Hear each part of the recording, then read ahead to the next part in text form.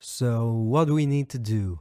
We need to find smallest number in unsorted part and swap it with first number of unsorted part. The code that finds smallest number is right here. It works the same as I explained in the explanation video.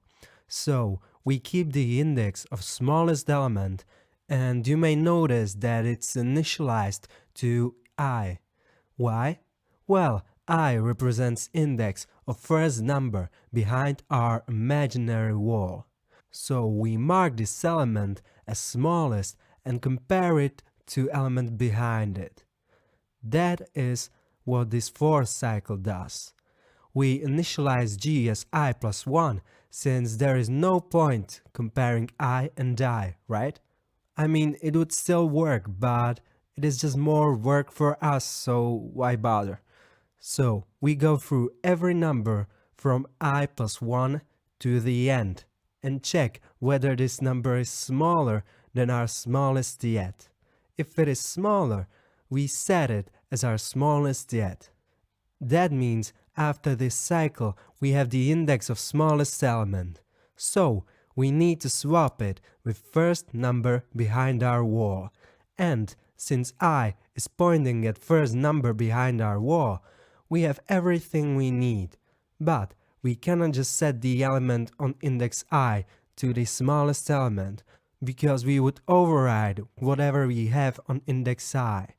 So we need to store whatever is on index I into variable. Then we can set the element on index I to smallest number. And last but not least, we set the element where our smallest number used to be to the variable that we created at first step. And swap is done. Now we need to move our wall and do this again. And this outer for loop does that for us when he increments I, because I represents the index of first number of unsorted part.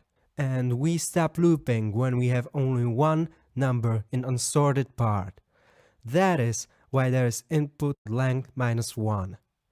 And that's pretty much selection sort. I hope you understand it. If you don't, just ask in the comment section. Now, I have a task for you. Change one character in this code so that it will sort in decreasing order. Just pause the video because in a few seconds I will show you how to do that.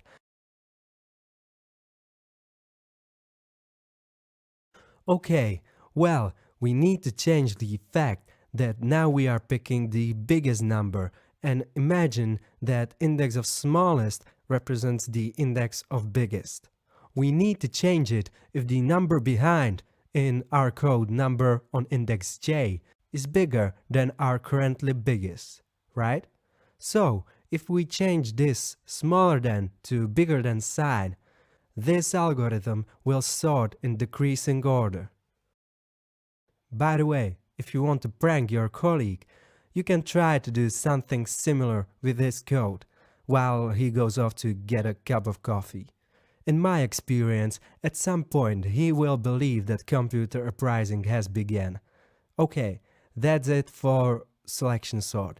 If you have questions, just ask them on the message board. I will see you next time.